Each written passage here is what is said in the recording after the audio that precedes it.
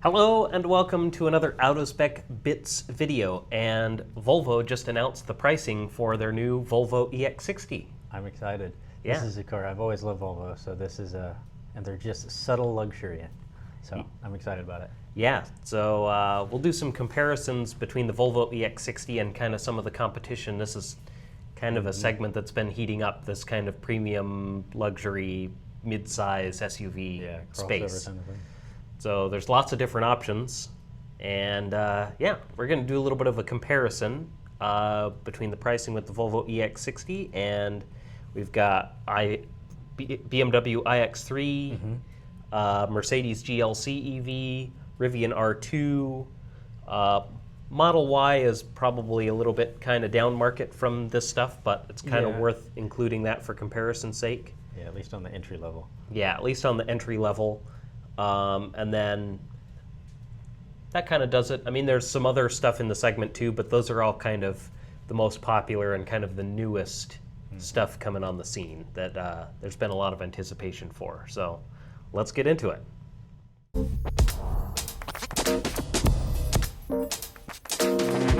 Are you guys looking for an opportunity to drive off in a brand new electric vehicle and support a nonprofit fighting for a greener planet?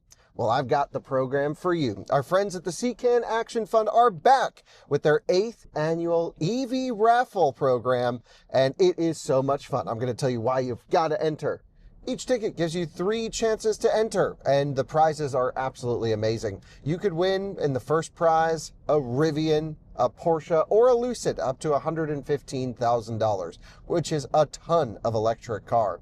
The second prize is also awesome. Rivian R2, highly anticipated, or you could choose from a Volkswagen ID Buzz or a Hyundai Ioniq as well. And there's even a third prize, which is the fantastic new Chevy Bolt. Each ticket costs only $200. Again, 3 chances to win with each purchase, and you're supporting a nonprofit. What's not to love?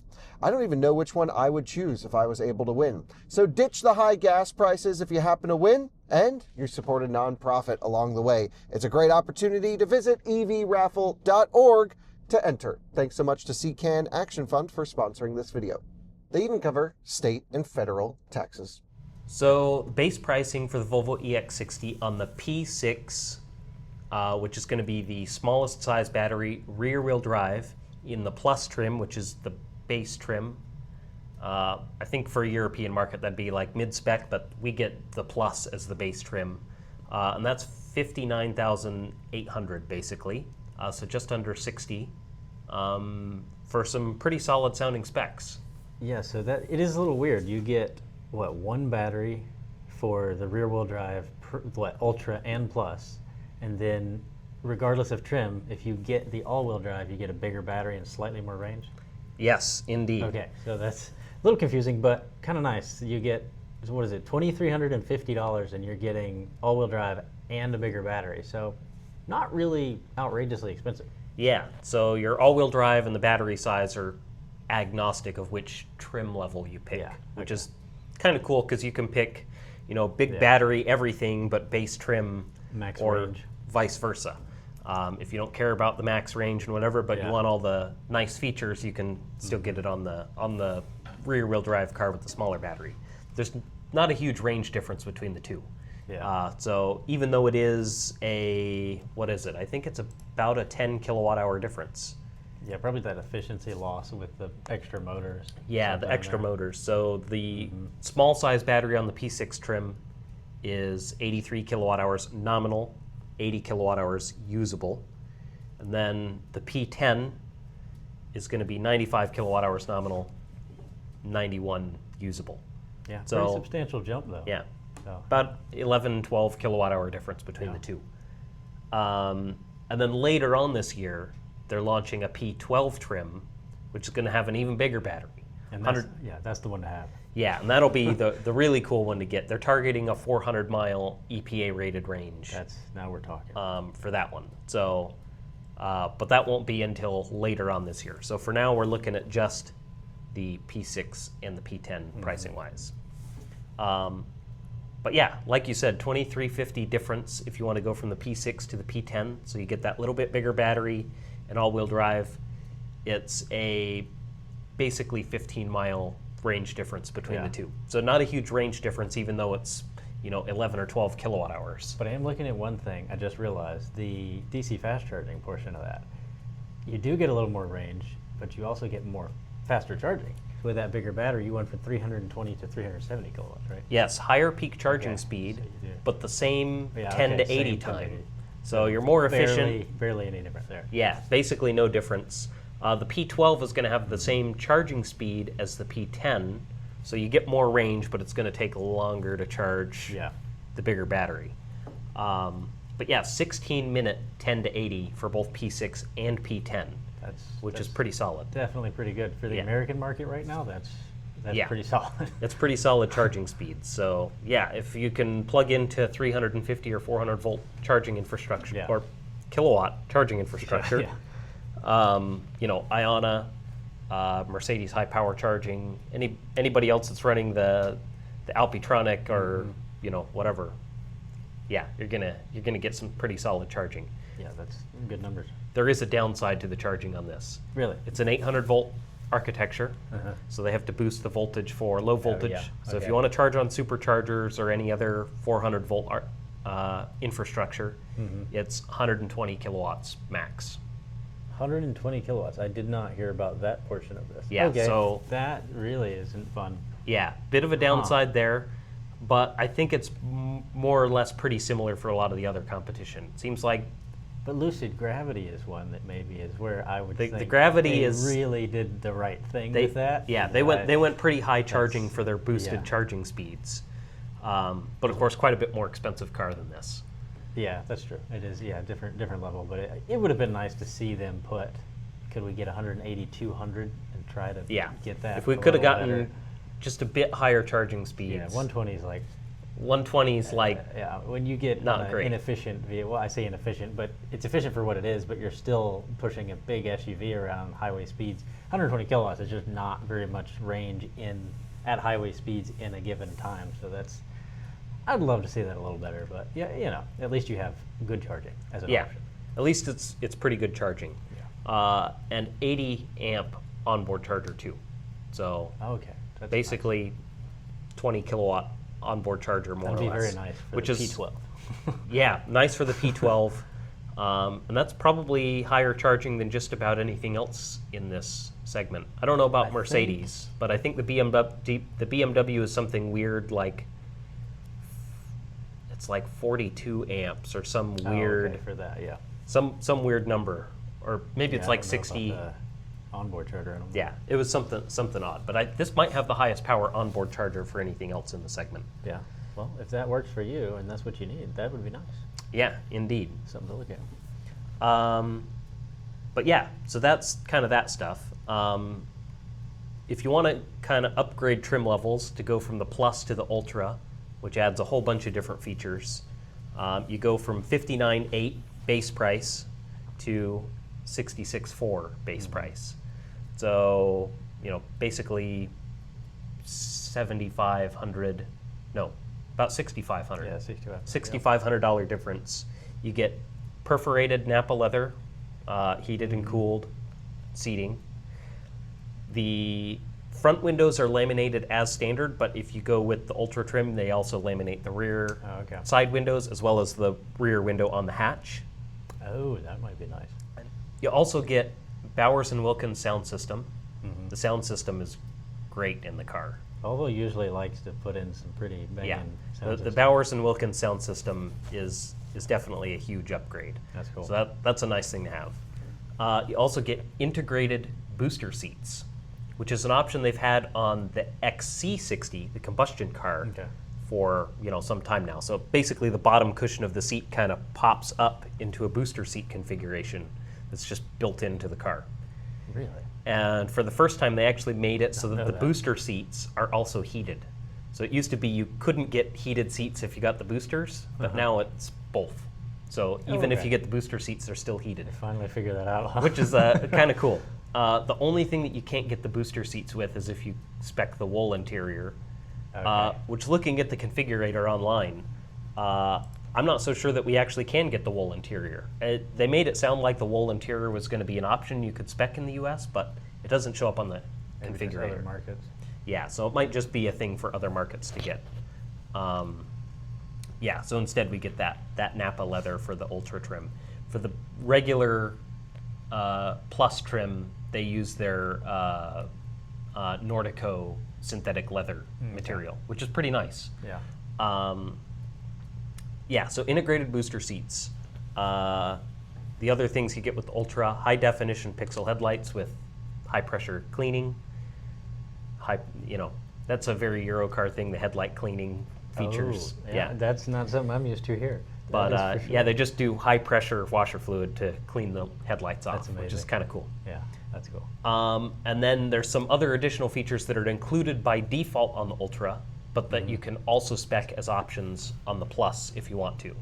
So ventilated front seats, standard on Ultra, optional on Plus. Same for 21-inch wheels, or 22-inch wheels for that matter. Okay. At least I think so. You might only be able to get 22s on the Ultra. We can take a look at that and see. Yeah, I was kind of wondering if that's what part of the, but you said the range didn't change, so I didn't think that was a mandatory option. The range does change if you go to 22s. But they're not even showing Oh, I see 22s on the what you mean. Yeah, but configurator as yet. it's optional. You don't really need it for Yeah, the so trim level is what we're saying. Yeah. which it's not showing up on the configurator yet, so maybe that's not going to be an option yet. But Okay. they did mention for 22-inch wheels Yeah, you would think there is a there's gonna difference be in some range. kind of But- range difference.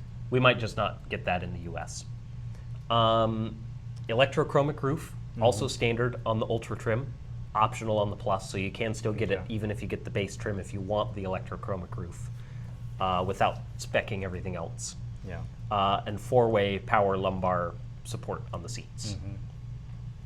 And then there's another Spec? package, and that's a cold weather package that's optional on the Plus, but comes standard on the Ultra. So heated steering wheel, heated rear seats, and heated wiper blades. So yeah, for Plus trim, that's the cold climate package. For the Ultra trim, they just include it on all the cars. So yeah, that kind of does it for most of the specs. We kind of covered all the range stuff. 307 EPA on the P6, 322 on the P10. So let's kind of compare it to some of the other options. Okay. R2? Yeah, so the Rivian R2, which is pretty highly anticipated in this segment, quite a bit cheaper than this car.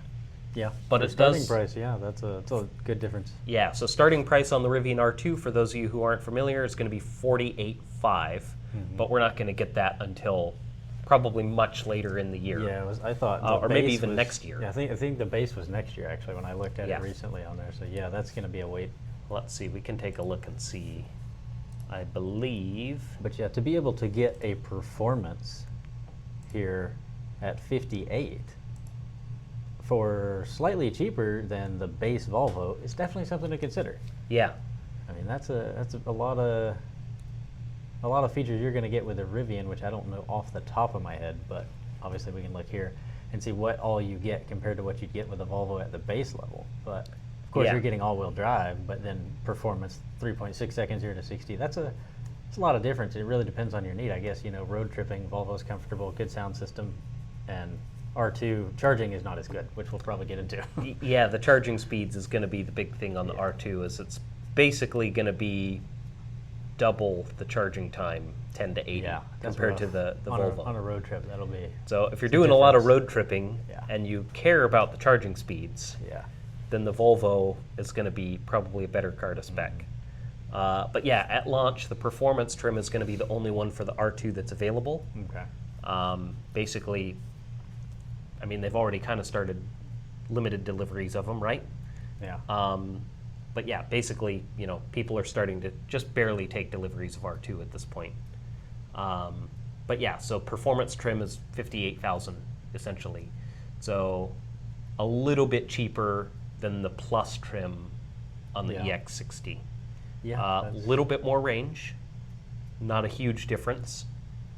Yeah, I'll be curious in the real world when we can get our hands on and test that, how much difference that would be, because Yeah, I mean, it's amazing they've gotten something with the same shape as R1, getting this kind of efficiency they're claiming. So I'm Yeah. really curious to see how it does in our real testing and stuff. yeah, it'll be really interesting to Because see that's- if it really stacks up to the EPA rating that they've given it.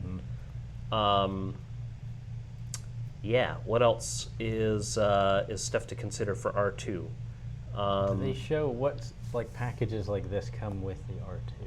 Do they give much detail of that? Let's see. So I guess if you want Autonomy Plus, that's a Okay, package yeah. you can get for R2. The Volvo doesn't really have a full autonomy package, but it does have a driver's assistance that comes standard on all the cars. So it does lane keeping, and it'll do lane changes with turn signal activation. So Yeah. very similar really to what you're getting, because this is, at least right now in my experience with the Rivian system, is not really close at all to other like Tesla FSD quality. So it's, Yeah, that'll so probably improve. that'll be nowadays. something that time will tell how Yeah. that goes on, I suppose. But yeah, so that's a package you can get on the Rivian, which I think is But yes, it's included, right, with that one. it's So included on the for performance launch, with the launch package, which is still, again, yours cheaper so, than this. yeah, I guess it mean, is- that's a lot of. it is something still you're getting. included. Later on, when the premium comes out, which is going to be quite a bit cheaper from Rivian, it will not include And did that the one- Autonomy Plus package. Okay. But yeah, Did that have a different range than the performance? the premium I think is the same range. Okay. Same range number. I think they've Okay, they've just just the- juiced up the the same. power level, but same Okay. motors and everything. Yeah. So same range. The standard That'll be will a have a bit good more value. range with the rear-wheel drive, but again, that won't be until next year. Mm-hmm. What else do we have? Tow package, accessories. Yeah, they really don't have a lot of options you get- can spec other than just colors and wheels I mean, for the you get- Rivian. They usually have a well-spec'd, I mean, similar to Tesla, they come with a decent bit of features. Yeah. I mean, like, the tow package is an option on here, but then they include that with the, what is Right. their kind of self-driving stuff. That's a pretty good value for that. It's where if Rivian could have hit that charging, it would have been like, well, yeah, this is a pretty obvious choice, but yeah, charging is the one thing, if that's what you need, something to think about. Yeah, the charging speed is going to be probably the biggest Mm-hmm. thing there, for sure. Well, now I guess we can move on to iX3. So iX3 is another highly anticipated option Yeah. coming into this segment. It's a big one, and speaking of charging, charging Yeah, has entered the room. the iX3 has got crazy Yeah. charging speeds. It is going to be quite a bit faster. Well, I don't know about quite a bit, but it is going to be a bit faster than the Volvo. Oh, yeah. BMW is quoting, well, I guess it depends on how you define faster, right? So I think it's going to hold power for longer, but it also has significantly more range and a much bigger battery. Okay. Yep. So currently, the only iX3 we'll be able to get is the xDrive 50 for our market right now. So the all-wheel drive with the big, I don't remember the size of the battery, but it's over 400 miles of EPA-rated range. Yeah, that's So crazy range number. I think it's 117 kilowatt hours or something. So probably about the same size as what the P12 will have yeah, on the that's Volvo. But seemingly maybe even impressive. more efficient. they finally put their work in. They're not just converting their combustion vehicles now. Yeah. That's it's pretty good to see. I'm excited for that one. Yeah. So technically speaking, the BMW does take longer to charge 10 to 80, Really. but Oh, it's a because of the- significantly bigger yeah, battery. Bigger battery, yeah. Let's see. I'm curious. If Compared, we compared to the P12, which would be similar, that we- might be. pull up our 19 calculator here minutes, real so. quick. So 10 to 80 on the BMW is 21 minutes versus 16 minutes for the Volvo. But it was 19 minutes for the P12, which is definitely closer to the same size battery, wouldn't it? Right. Yeah. So then, what is that? Maybe-ish a two Let's see, minute what's it? difference? Yeah, so I guess a 2-minute difference between the two. The P12 still won't have quite as much EPA rated range as the BMW, but it's pretty close.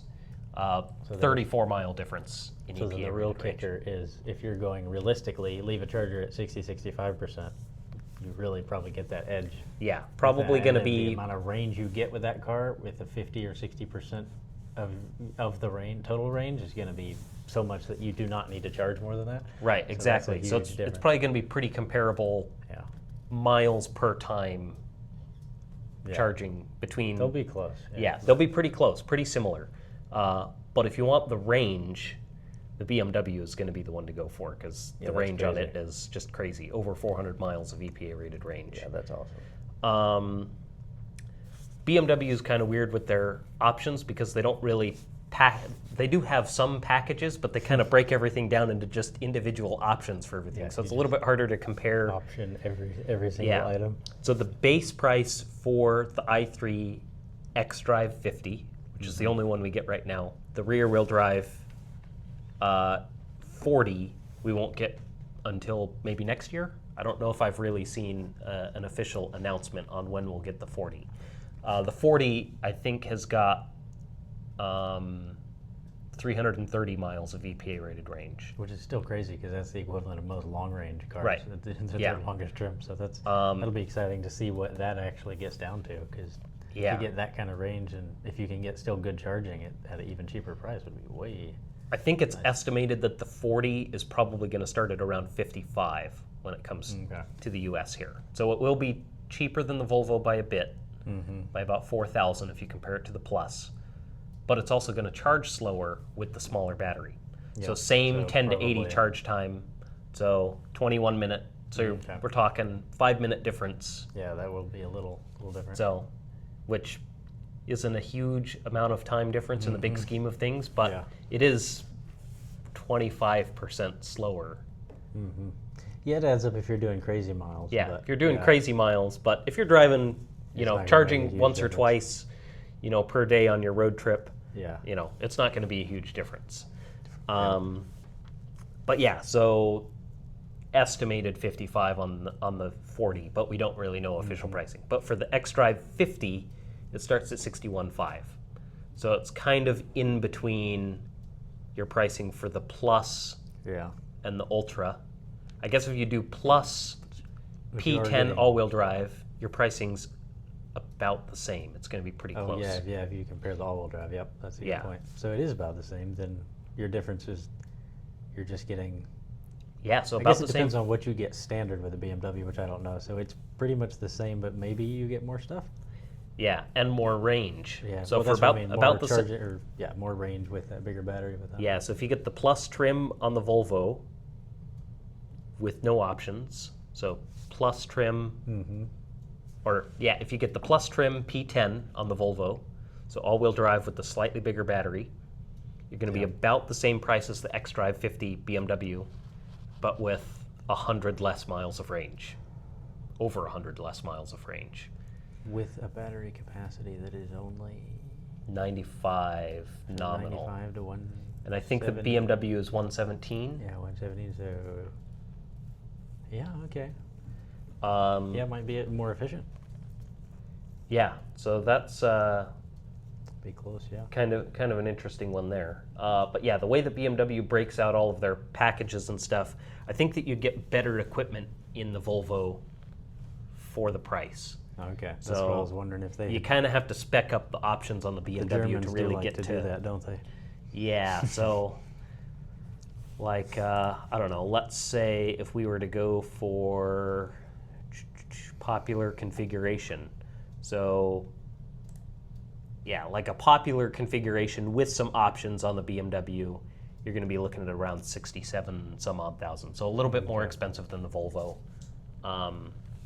If you're speccing, either M Sport package or M Sport Professional, or some of the other options, right? So, Yeah, that's true. If they Some- break that down like that, that would. yeah, we've got some color options, interior options, sound system options, tech package, comfort package, driver's assistance. So The Volvo does come standard with its driver's assistance package. If you want it on the BMW, it's $2,500 extra. Okay, yeah, that'll start to add up quick. So yeah, So that's the thing okay, on the so it's Volvo. not really that's cheaper. yeah, that's the thing on the BMW is all the Yeah. options kind of add up pretty quickly if you start speccing stuff. So then the Bowers and Wilkins is only on the Ultra. The Bowers and Wilkins is only on the Ultra. On the Yeah. Plus, I think it's a Bose Okay. sound Yeah, a little system. bit. So yeah, if you want so the you're still if you want paying the difference there. if you want the good sound system, yeah, you're gonna pay the 66.4 for the Ultra on the EX60 plus 2350 for P10 if you want the all-wheel drive with a little bit more range. So So if we compare those and you say, what is that, 60, yeah, upper 68s versus Yeah. that's about 67 Yeah. with the popular trim. So you're really close at that point. I'm curious. When you're spending that much on a car, I don't think it really matters. Go for what works for you in terms of charging and range, Right, and what you like exactly. in terms of design. So what do they have driving characteristics, stuff like that. I'm trying to see what they have spec for this like $67,000 spec on this iX3. So they have tech pack, or no, they have comfort package, Okay. no tech package though, so no spicy sound system. Oh wow. So if you want to add that, that's $1,900. I think you can get the sound system as a separate breakout option for like $650, but the tech package has some other stuff that they add in. Yeah, there's really. And no driver's assistance. So if you want to add in driver's assistance, there's another $2,500. So yeah, the BMW stuff just kind of, they yeah. stack up all the options on you. The base price looks pretty attractive, but once Yeah. you start speccing it, Those darn Germans. all those options really add up on it. Which also means that if you're just trying to shop for like a inventory car, that makes things a little bit more tricky because Yeah, to know exactly. there's what so you're many getting. different options and packages that you don't really know what you're getting until you start looking at the window stickers on Yeah. stuff, where the EX60 is a little bit more, It's like one of three type of. yeah, there's only Maybe like a if you're a little handful of different competent. kind of configurations you can spec. You've got some different interior Yeah. colors and stuff, but as far as the actual feature set, there's only a handful of configurations. It's a little bit easier to kind of absorb all that stuff. And then GLC, we don't have official pricing for the GLC yet, but Yeah, a little hard. to- expecting somewhere around $60,000 base, so about the same price. And I would say that Mercedes typically does what BMW does, just like this. You're gonna have to spec up every yeah, little thing. you're just going to have to spec So up every option. It's It- probably gonna be within, like the Volvo versus the Yeah. iX3 is gonna be within a few $1,000s, and yeah, I would expect preference really. GLC, if you spec for dual motor and a pretty nice loaded car with options, you're probably going to be in like mid 70s. So still more expensive than the Volvo, Yeah. with about the same amount of range. So it seems like the GLC is going to have about the same amount of range as the EX60. A little bit slower charging though. So 22-minute 10 to 80 on the GLC, I think is what they're saying. Okay. So probably a bit more expensive on GLC. Might be a little bit more premium than the really? Volvo if Is you're that looking the for thought? like a bit more, I don't know, I guess like real luxury. But the Volvo is a really nice car too. Yeah, So I was gonna say, Volvo's been doing a good job. So we'll see, but that's cool. yeah, for sure. And then I guess the other one to compare to, Model Y isn't really quite premium. It's not quite luxury. It's more like maybe kind of premium Yeah, kind of in the yeah, segment. But it's kind of kinda worth right between. comparing it just to see how everything lines up. So for Model Y,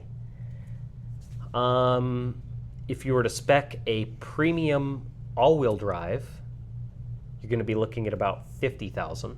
Yeah, yeah, it's something because I mean the new Model Ys are really nice. I mean you don't get the charging, and the highway efficiency is really good, and the range is probably more comparable than you'd think Yeah, than even the big boys like the BMW. But it is such a nice car. You just aren't going to get maybe quite the level of some of this comfort stuff that you get from the big German cars and then things like that. But if you really like value, that is something to look at, because it still has, Model Y has a deceiving amount of room. yeah. I mean, to haul things or to people or whatever, and you get a lot of car for the money though. Yeah, a lot of car for the money. yeah, I mean, for 46, you can get premium rear-wheel drive. Which is comparable to a huge difference in. Yeah, pretty big difference in price there, but definitely way less features. Yeah. Not going to have, not going to have anywhere near the feature set that the EX60 does. And the charging time is a big differentiator Yeah, they're there going to too. be a little different for sure. It seems like so I think that the 0 to 60 time, 60% for charging speeds is about 15 minutes. I think that Tesla says they have like a range in 15 minutes. And I think that I looked at your like 10, I looked at your 10% challenge and you did about 15, yeah. Yeah, It was like so it was about a 50-something. 15-minute charging session. I think it ended at just under 60%. Yeah, I think it was in the 50s. Yep. Like 57, 58. So call it, 10 to high 50s, maybe 60 if you're like perfect conditions or something. And that's my experience, like 10 to 80 if we compare those. It's probably like I've done 30-minute, the 10 to 80 in Model premium Y. rear-wheel drive, and it's somewhere around 31.5 minutes, or somewhere around 30 to 32. Sometimes it depends on temperature outside because there can be small variances, so it's like a 5-minute difference sometimes. But yeah, somewhere around 31. So it definitely slower. You're definitely looking. Basically double the than that. charging Yeah. time, 10 to 80 it's for the Model Y. Yeah, you don't really think about it because as you get smaller and smaller numbers when it comes to charging, like when you go from a Bolt to anything else, it's like you're saving 20, 30 something minutes minimum. But then when you go down maybe 8 or 10 minutes, you're like, well, it could cut your time in half, but you're only saving a little bit of time. So you don't realize how substantial going from 30 to maybe 18 or 16 or something is. Right, yeah. Yeah. Yeah, big difference in charging time there for sure. Yeah, I guess that's kind of it. I guess any final thoughts on EX60 pricing? It seems to be right where you'd expect, but you do get a lot with it versus the German cars, which is, I think, pretty typical. Yeah. I would say Model Y is your value king, but definitely not exactly the same class of car. Yeah. That's why everybody should try to test drive one or figure out what they want in that way, because it is just very different.